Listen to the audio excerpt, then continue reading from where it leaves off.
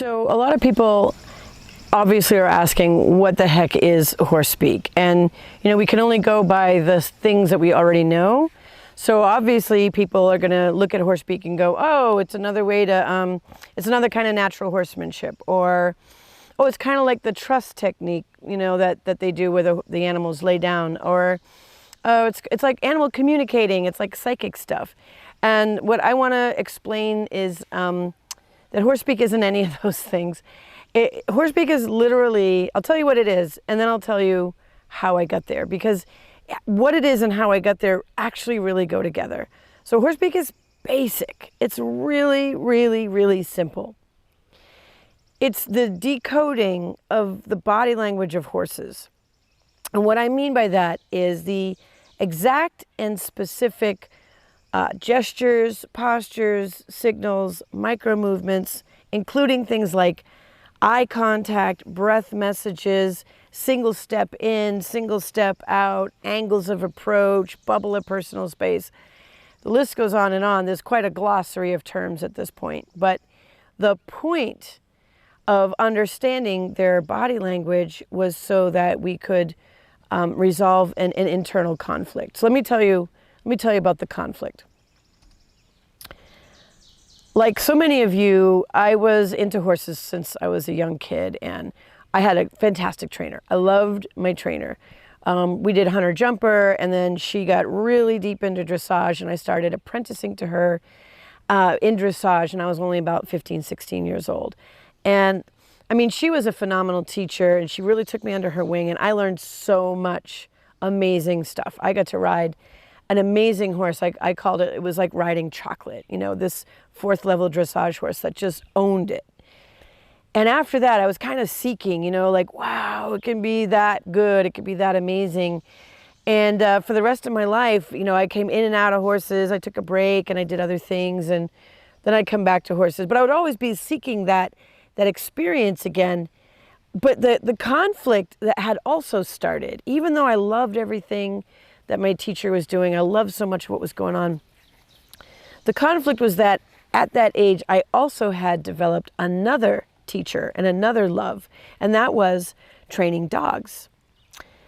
I got to go to the AKC and be her handler, and I got to do really cool stuff. We did dog agility. I learned about police dog training and sled dog training and all kinds of crazy things. And training dogs just was my happy place. So the conflict originally was that spending time training dogs was like juicy and delicious and fun, and like the dogs were happy, and you just want to do more. And then I go to train horses, and sometimes I get bit or kicked or stepped on, or it would be stressful, and we had to, with some horses, walk with a crop in your back pocket because you might have to tap them on the chest because they're so go-y. We used a chain over the nose, and some horses, she taught me how to shank a horse if they're getting out of control. So the inner conflict was that I loved spending time with horses. I loved the feeling of riding, especially that delicious dressage horse that I got to spend time with. I love the feeling of sailing over a jump, or just hiking through the woods with a horse, just going for miles and miles and miles. This one horse, I used to go like 30 miles.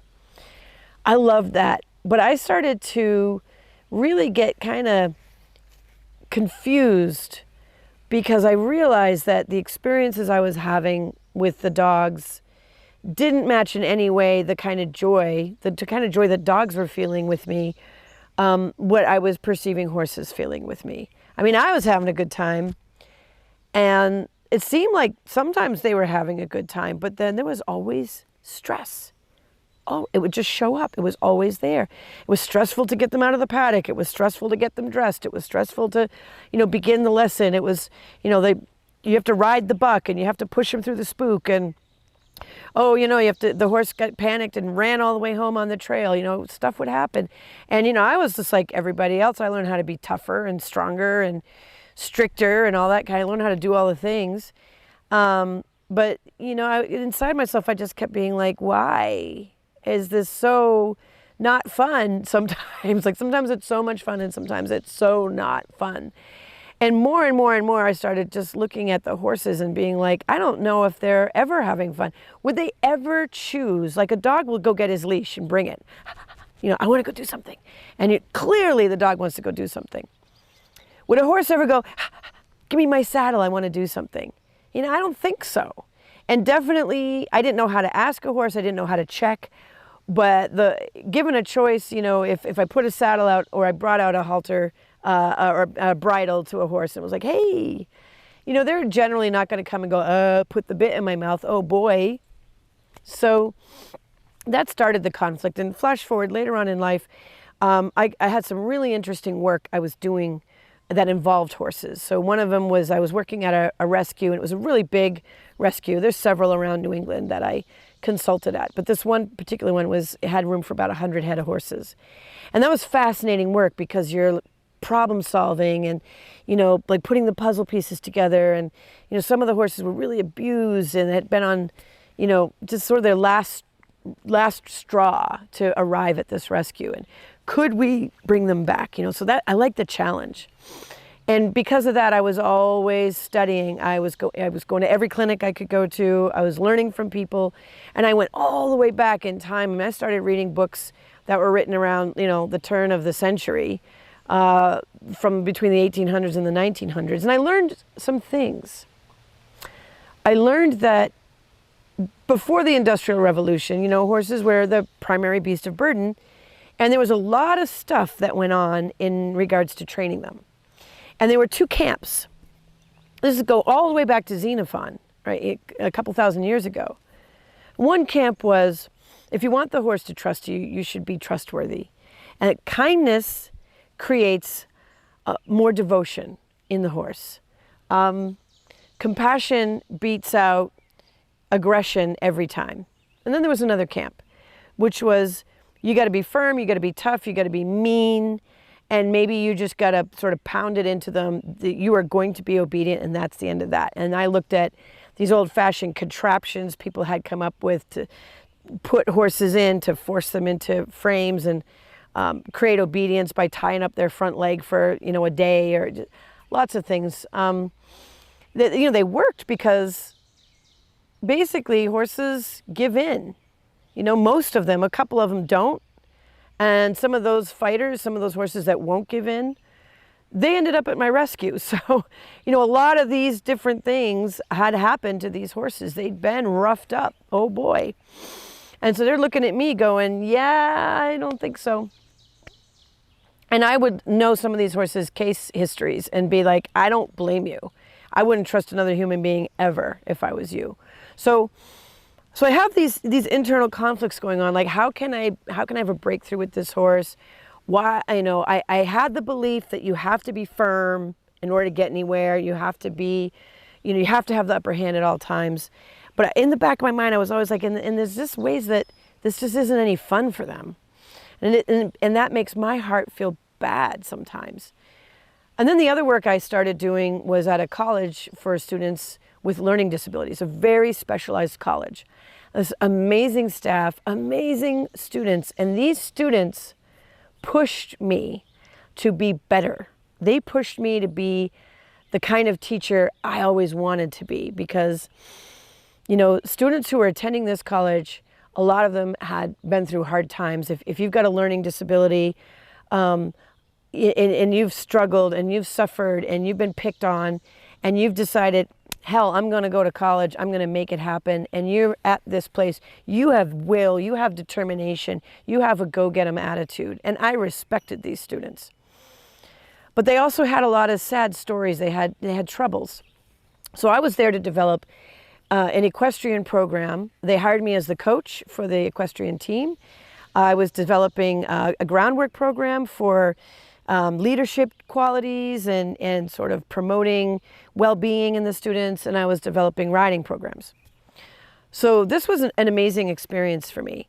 And, you know, I always tried to be kinder and better trainer, and I learned a lot of really neat stuff. This great training that has evolved or emerged in the last, 20 years, 30 years, because I think more and more and more people, since we've come away from the Industrial Revolution, since we moved into using cars and trucks, We don't need horses as a beast of burden anymore. We don't need to ride them to war. So this sort of mentality that we've been in for thousands of years of the horse has to work, why is that still there, really? Because the desire to be with horses is basically coming from, I like them, they're attractive, they're pretty, and I feel good around them. I feel amazing on their back. I'd like to feel amazing on the ground. I'd like to be as comfortable hanging out with my horse as I am hanging out with my dog or my cat or my friend. And so there's a schism there, because a lot of people aren't. You know, they just are like, they're looking at the horse going, why did he do that? And if the horse cares about me, you know, would he act this way, or would he spook? You know, if he really liked me, I wouldn't have fallen off his back. So we have these ideas. So that conundrum came up one day with one of my students. And basically he said to me, look, I understand we have to be safe. These are big animals, but everything you've taught me to do is to sort of be on my guard around them, to sort of have the upper hand and not be afraid to kind of get after them and reprimand a horse or correct a horse if they're doing something that is what we call bad behavior. He's like, I understand that, but I'm in school all day. I'm studying, which is hard.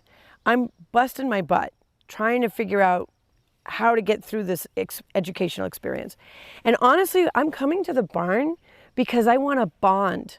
I'm looking at the horse because I like them. I want to have a positive experience in the barn with the horse. And if I show up and have to be on guard, it's exhausting. So this student brings up this dilemma. And, you know, as he's talking about it, I'm just feeling into all those places for, like, you know, now 35 years now, I've been feeling the same way, but trying to be a kinder, gentler trainer. And I'm like, well, you know, it's only because we have to be safe, or I'm making all these excuses. And he cut right through the bullshit. And he's like, I think those are excuses. I think that at this point in time, we can figure out how to be with a horse in a way that creates safety, you know, and I get it. We have to have 51% of the vote because, you know, they're animals and we need to kind of manage what's going on. But I think we can do this in a way that feels a heck of a lot better than how we're doing it. And basically I surrendered. I said, you're right. And I don't really know what that would look like. I have found how to do this and how to do this and how to do this. And these are all nicer, better things. But at the end of the day, you know, if things go wrong, we're going to shake the lead rope, or we're going to get the whip out, or we're going to put him in a round pen, whatever. We're going to do the thing that says, horse, you need to listen to me.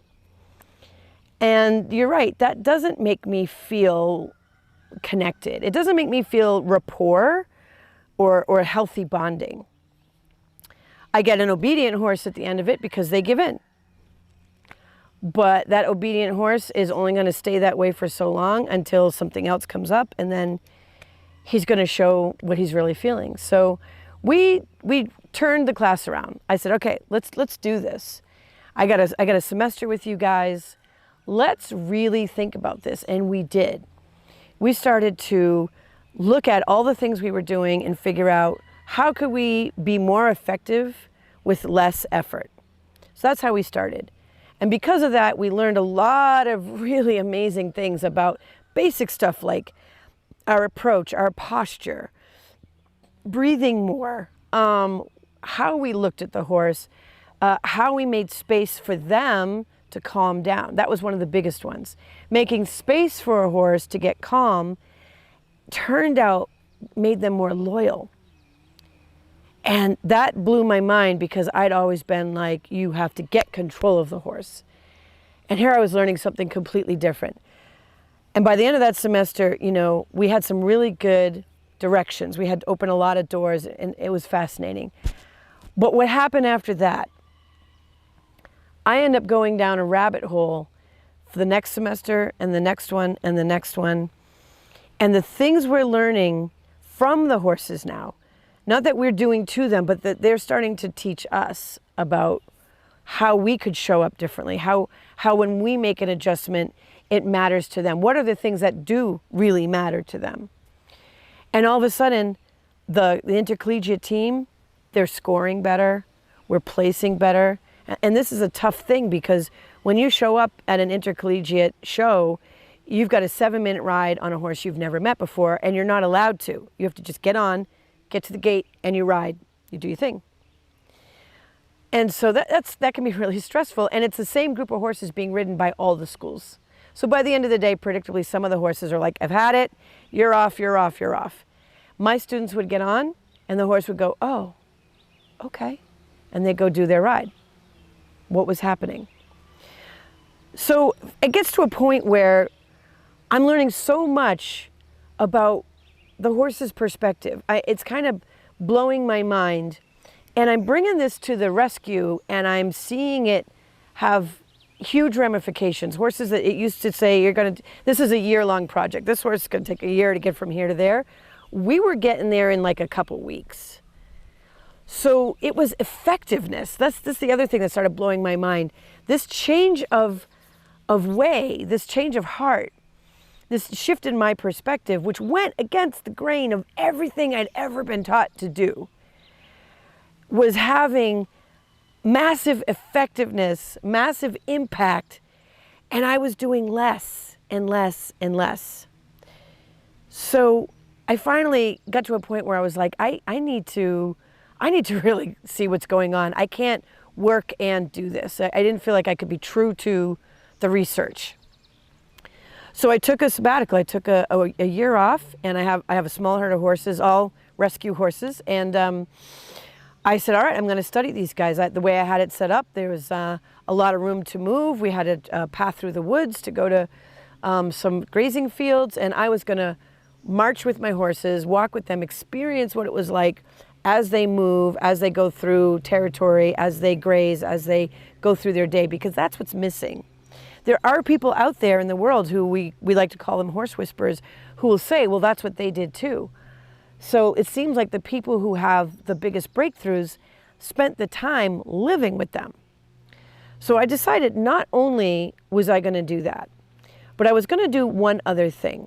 Now, I'm a big science buff. I love science. I love scientific research. And I love anything and everything to do about animals, nature, all that kind of stuff. And I'm an avid fan of the recent research people have been doing in this new field called ethology, where they're understanding how animals really have society and how they communicate with each other, and what is empathy in different animal groups, and how do they communicate amongst themselves in nature rather than bringing them into a laboratory and setting up an artificial experiment to see how do they deal with the experiment. Let me go to nature and set up a blind and study them in their habitat and see if I can understand them for who they are. I decided that's what I was going to do. I realized in all the research, all the history that I'd ever looked at, no one has ever looked at the horse as just a species. We're always looking at a horse with, what can I do with a horse? What can I get them to do? How can I train them? How can I train them better, more efficiently, kinder, things like that, more compassionate. But training is always there. So I decided to get trainer brain out of the picture.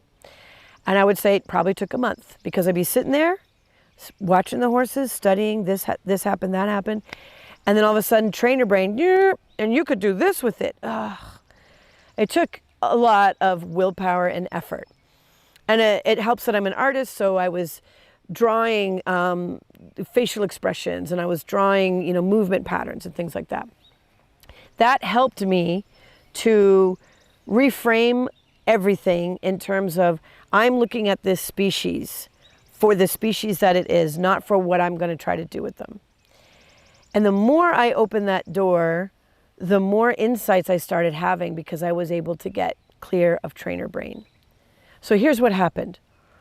I finally start to see, all right, there's these movement patterns, and they're pretty predictable, and they're repeatable, so they tend to come up. So when we first leave, there's these certain patterns, and as we're moving through the forest trail, there's these patterns. And when they're grazing in the field, there's these patterns. And there seems to be decision-making processes going on about where we're going to move, when we're going to go back, things like that. So can I figure out what comes first?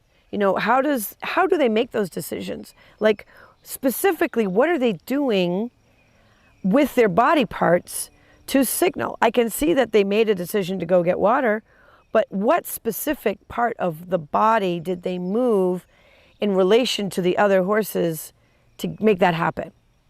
So for instance, let's just take muzzle to muzzle contact. Now I call that the greeting ritual, but at the time I was just like M to M contact.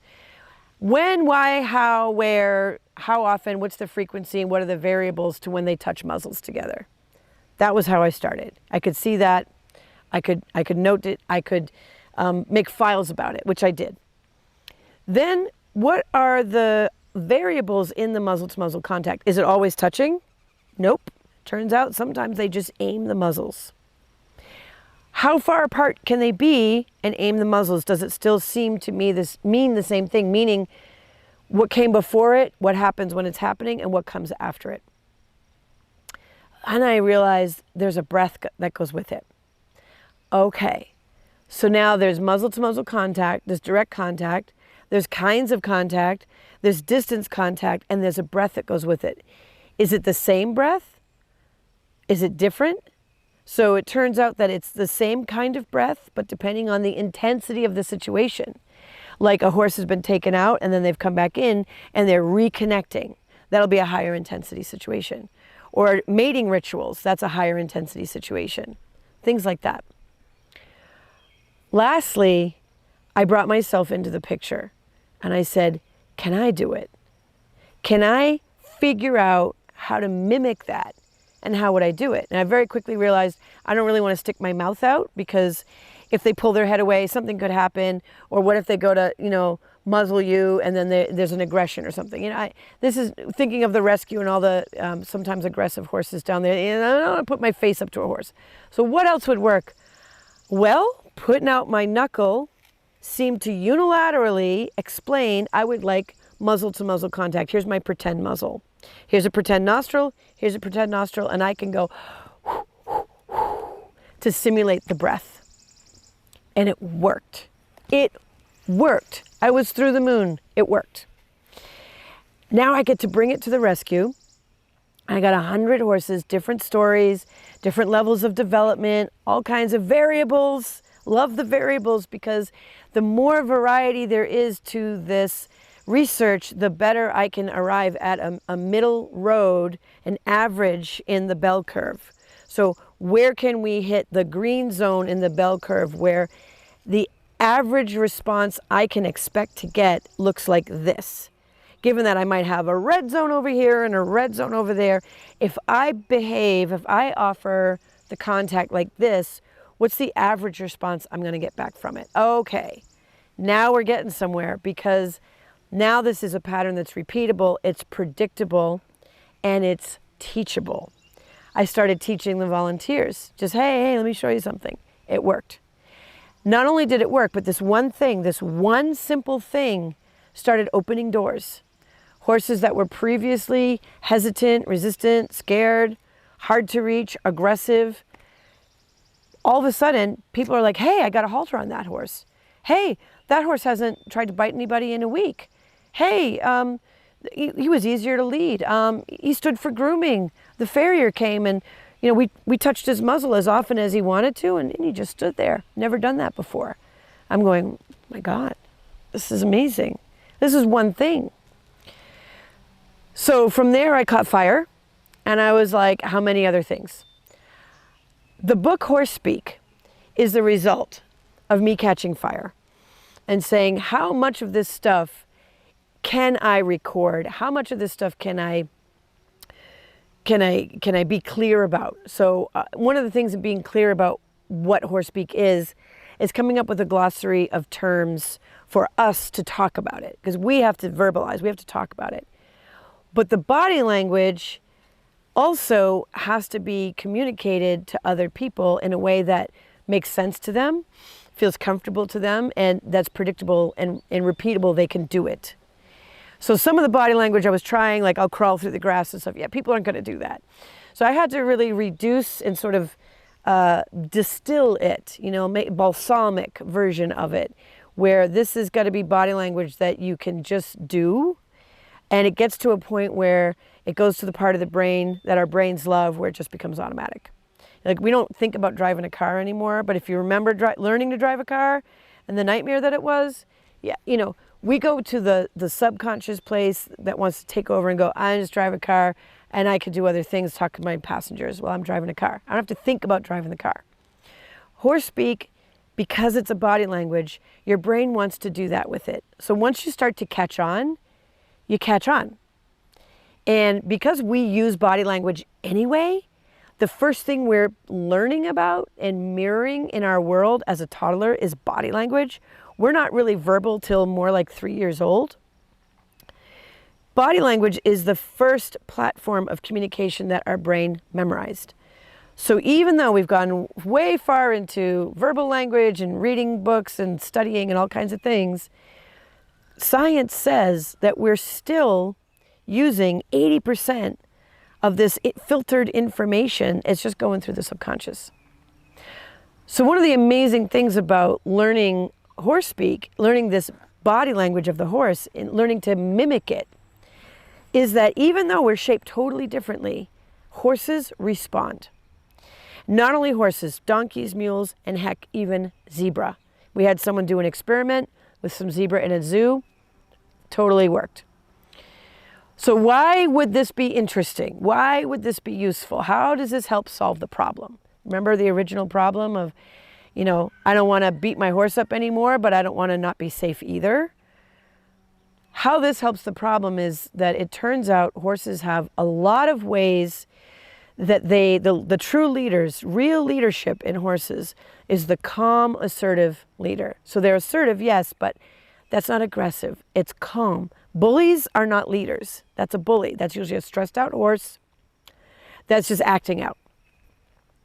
So it turns out that horse leaders have specific messages that they give to the rest of the herd to help them relax after attention, help them feel safe, to feel protected, to have access to resources. And certain leaders are the map makers, and those are the ones that calmly make the decision about where we're going to go, and they don't frantically run there. They're just like, I know the way. There's certain ones that are really good protectors. They like to flank, bring up the rear, offer that protective energy to the herd as they're moving. There's ones that I call mentors. They're like the counselors. You know, these are the horses that are super relaxed, super chill, but very powerful in their presence. If the mentor moves, everybody looks. But those are the horses at the rescue that we considered solid gold, because they would arrive. Some of them were the elders. You know, they got laminitis. So you want to leave them loose. You want to let them walk around, and they would just walk. And they would visit every place on the shelter. I mean, all of the mentors would visit all of the paddocks with the troubled horses. And when they left, the troubled horses were calmer. So I'm watching these mentors do that, and I'm like, what are they doing? Because it looks like they're doing this. You know, it doesn't look like they're really doing anything. But when I studied with the new perspective, micro movements, gestures, postures, patterns, all of a sudden, I start looking at what they are doing, which is a lot. Turns out, they're communicating the whole time they're there. And that's why when they leave, the troubled horses in the paddock are laying down and taking a nap. So I realized, if I can look like that, if I could copy some of those behaviors and some of those messages, it's going to make my life so much easier, because the horse on the other side of the fence is going to choose to come up to the fence. Instead of me going inside the fence and trying to catch the horse, I could have a few messages from the other side of a fence and have the horse come to the gate and say, me, pick me. No joke. That actually happens. But what this confronted in me was the years of dedication to horsemanship and equestrian pursuits, and all of the effort and strain and stress I'd put into myself as a rider. And, you know, I'd gone from the English world to the Western world, and I was riding reiners, and and I love that stuff. And I'm starting to see that I'm in conflict with some of the things I've learned to do. So here's the end result. The end result is that when we take on some of the characteristics of true leadership in a horse herd, when we can provide the messages of safety, security, a sense of well-being, how to de-stress after a stressful experience, how to help a horse who's stuck in stress, right? They're traumatized, they've been abused or whatever has happened to them. How do you communicate to them, you're safe now, you can start to come down, you can find a safety object, you can feel your feet, you can get grounded. Since you can't speak verbally to a horse and communicate that, the profound change that was happening was that you could speak non-verbally and say the thing that needed to be said to the horse that needed to hear it. Which means by observing what the horse is doing, you could also figure out what was the primary message that they needed to hear. So that means I now had to make lists. What are the different messages? What are the different roles in the herd?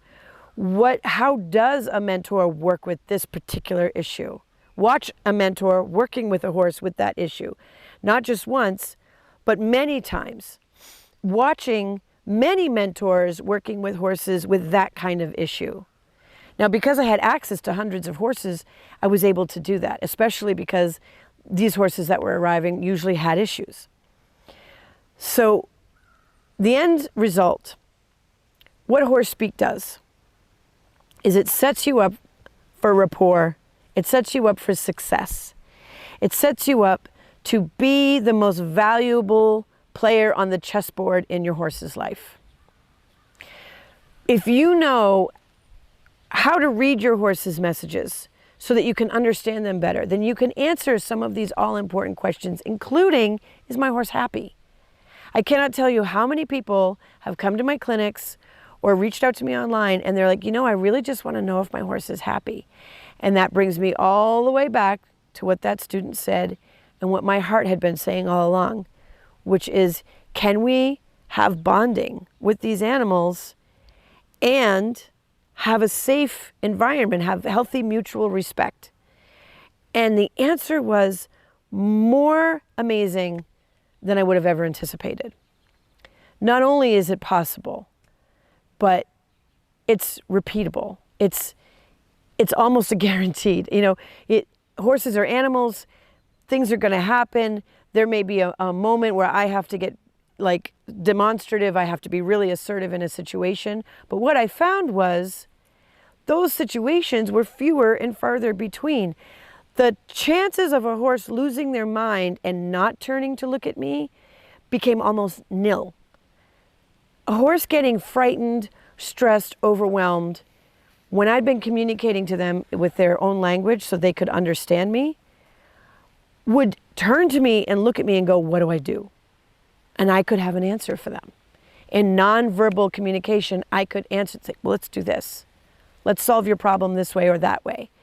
Which means they self-regulate sooner, they stay calmer, they give me the attention that I need. If I'm gonna do training, if I'm gonna get to the fun stuff, I need them to pay attention to me. I need them to be invested in me and in the process. I need their loyalty. And by helping them with the fears, the real and present fears that horses have, because they're prey animals, instead of forcing them through it or desensitizing them, all these other things I'd learned to do, they just turn around and look at you and say, you're the best thing in my life. Why would I not follow you? So, when some people hear about this, they think, okay, this is crazy. You're crazy talk. This doesn't make any sense. And I get it. I totally get it. When I was first learning it, it confronted me. I got uncomfortable. I had to have a hard look at myself. But bottom line, I wrote the book because I decided, horses deserve to have their own voice. They deserve to be seen as a species in and of themselves, not just as something for me to stroke my ego or something for me to get something done that I want to get done. When we have a relationship with any other animal in our life that we cultivate, like with a dog or with a cat, right? Or even with a bird. We go for the bonding. And this was the one area where that was sort of it was a desire, and it's in there somewhere, but the actions didn't, we weren't walking our talk. So I hope that you find this fascinating like I do. I hope that you can see the value of learning to speak to them in their language instead of expecting them to understand ours. And the potential that this opens. And that's why I wrote the book, and that's why I'm here, and that's why I'm talking this crazy talk, and that's why I'm doing what I do. Because they deserve a voice. And the more you understand them, the more they have to say, and the more you can absolutely tell when they are happy. And the answer to the question, would they ever take you on their back of their own accord? Yep. Turns out they will. As long as they're healthy, they're not in pain, and they're feeling that you're the best thing in town. I've literally had horses come to their owner. They called me because I can't get on my horse. After 20 minutes, the horse is at liberty. We're doing horse speak. I have them get up on the mounting block, and the horse just comes by completely loose, stands next to them. Well, now that that's solved, now that we understand each other, you want to get on? And they're blown away. They're in tears. So yes, it turns out they like doing stuff with us too. So going back to Xenophon, if we really want them to trust us, we need to be trustworthy. If we want their loyalty, we have to show some loyalty. So pick up the book, do yourself a favor, invest a little bit of time, even in a couple of messages. Like heck, we were just doing the greeting, and we were having like, wow, door opener. Breakthrough. You don't have to get into the whole thing. You might just find the one thing that's the thing that you need with your horse.